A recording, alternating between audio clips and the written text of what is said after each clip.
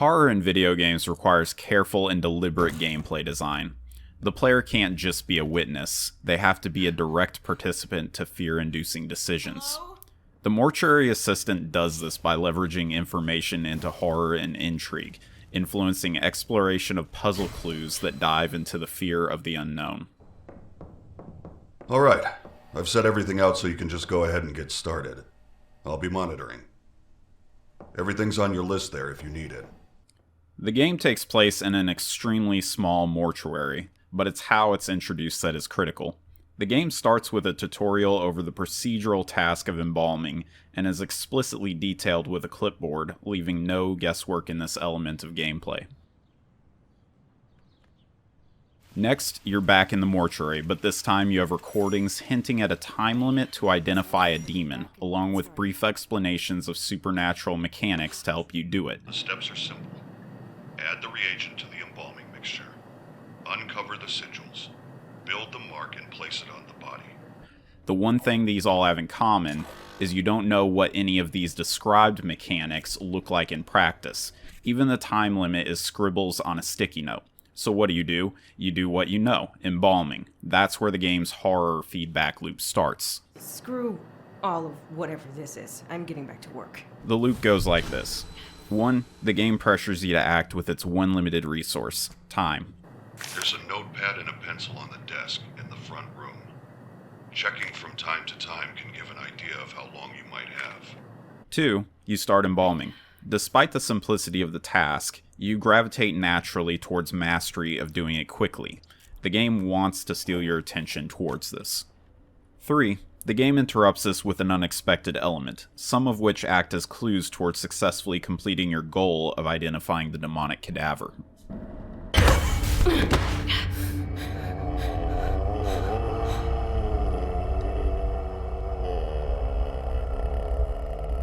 If you've ever heard of the concept of flow, which is in short a focused state of attentiveness on a task, the game is trying to lure you into it to become more attentive towards your embalming speed to better catch you off guard by disrupting it.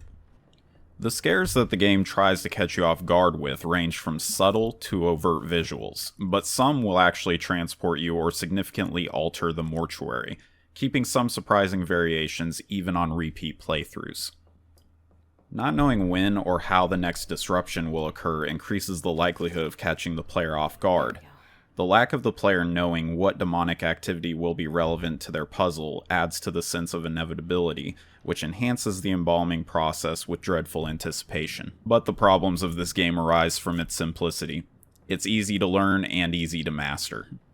You can only get so fast at embalming, and once you've mastered it, the horror feedback loop completely breaks, with embalming becoming more nuisance than attentive task. After this, the scares become more of a novelty to break you away from the grind of embalming. Once you discover the way to perfectly identify the demonic body as well, any threat to the player is completely out the window. It's an interesting player progression, with whether you're a frightful mortician or a stone-cold machine being directly related to how much you know about the demonic activity, but it also kills the longevity of the gameplay. Still, the Mortuary Assistant is self-aware of this design and flaw, being both indie game priced and clocking in at 1.5 hours max, instead intended for multiple playthroughs for alternate endings, a little bit of environmental exploration, and a lot of unique demonic activity.